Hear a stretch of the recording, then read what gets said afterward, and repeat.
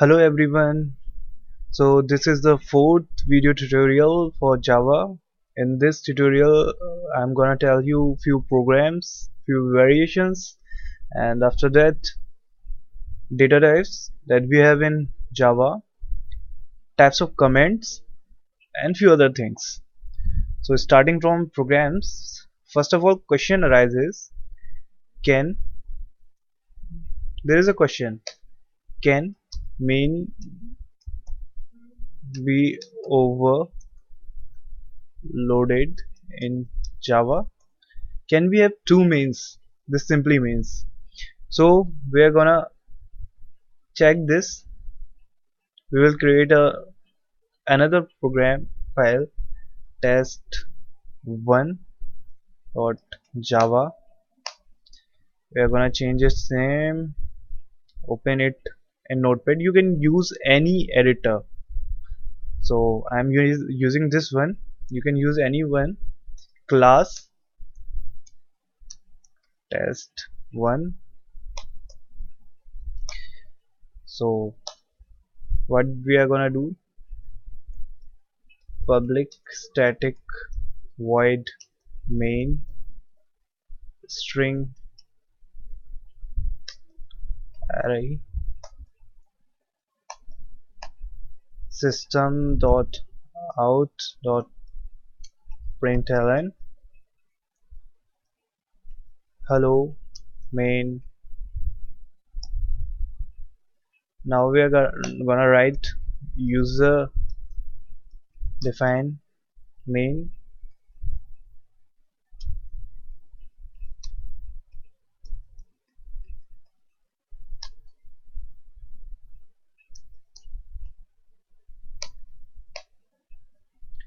system dot out dot println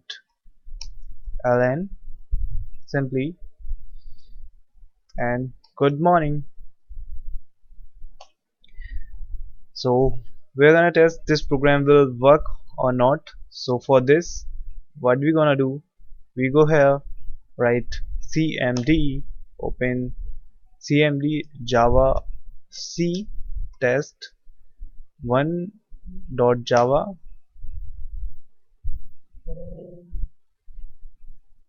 Here by mistake I have written small s, so this would be capital S. Successfully compiled. Test1 hello main, and now we call this main here main. Compile it again, run it. So main can be overloaded in Java. Now another question arises is, if you want to invoke user defined main before JVM main, what I need to do? For this, simply what I need to do, I need to write a block, like deleting this. I will write a static block, static block main. Now I'm gonna try this program again, compile it, run it. Simply we have called the user defined main before this main. This means this static block runs before the user defined mains. So this is the static block, this is a static keyword, and we write anything between this will be run before the user defined main. So this is the advantage of static. Now we are gonna define data types. To define data type,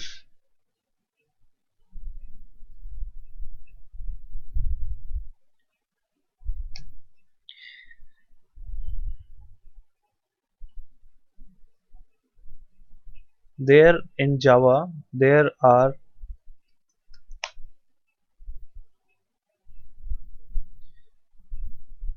two type of division in data type. First is Boolean, that is true or false. Second is numeric. Okay, so we are gonna divide this numeric in two parts. First is integral and second is floating point. Now this integral can be 1.1, that is we divide integral in further two parts, that is character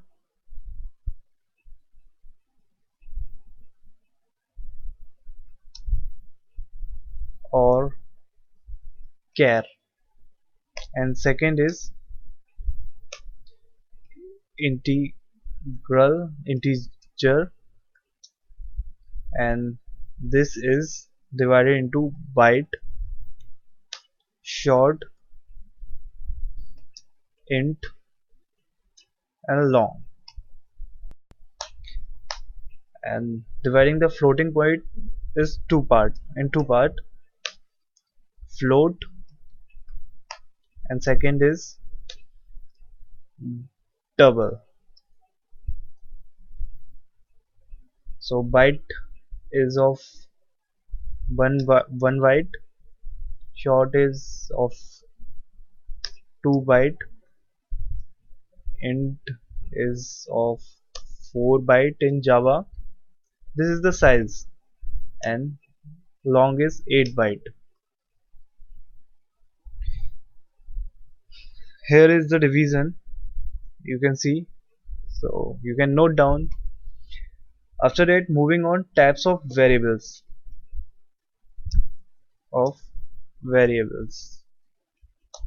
There are 4 types of variable. Instance variable, second is static variable, third is local, and fourth is object reference variable. So first of all, what is instance variable? So these are declared in the class. It can be accessed by using the object of the class outside the class. So these are initialized when an object of the class is instantiated.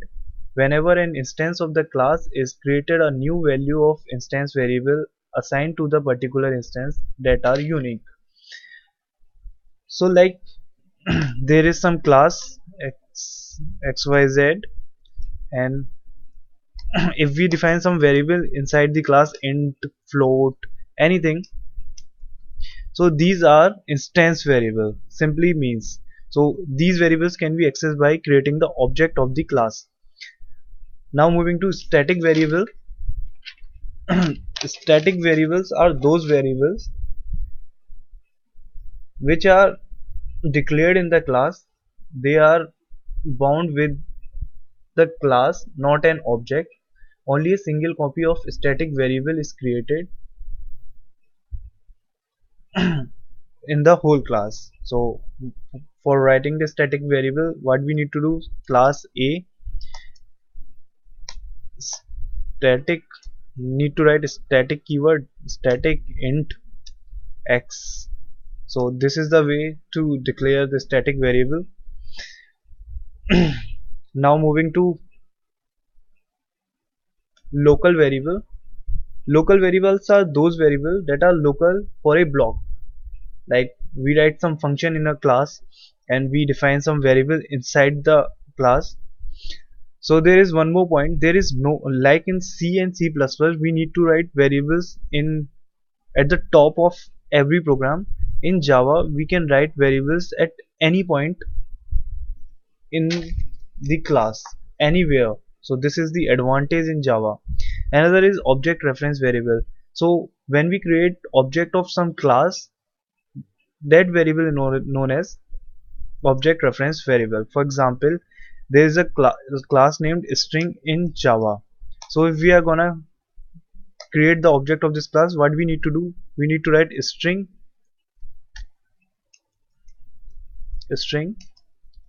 s. Just this s is the object reference variable. So this is all about variables. Now moving next to few programs like summation, or if we want to write something. So what we are gonna do, we are open a sum folder, creating new file named as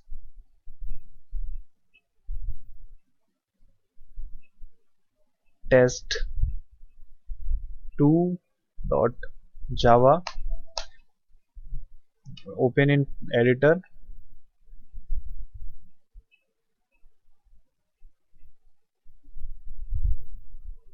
Okay, so what we gonna do, class test2, adding the function public static void main string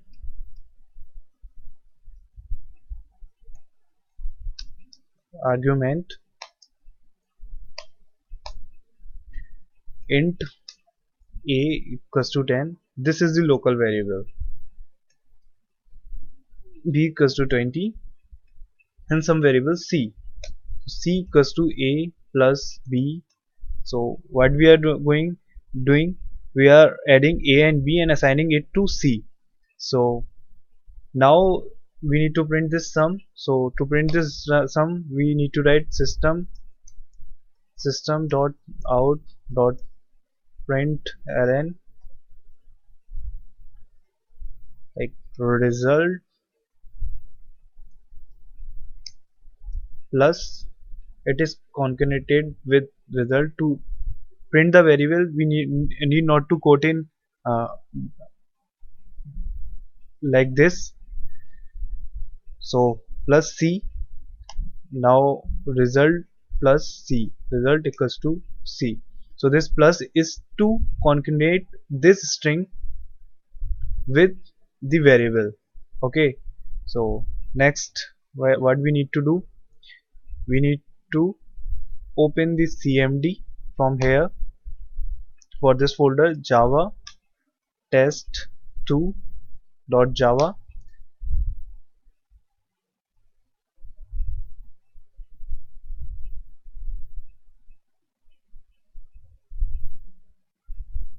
public static void main string argument. So this program, we have saved this program, go there, open cmd java c test2.java. It is successfully compiled. Now run java class name test2, result equals to 10. So this is the way Java program works. So that's all for this video. Hope you like it. We'll see you in the next tutorial. Bye.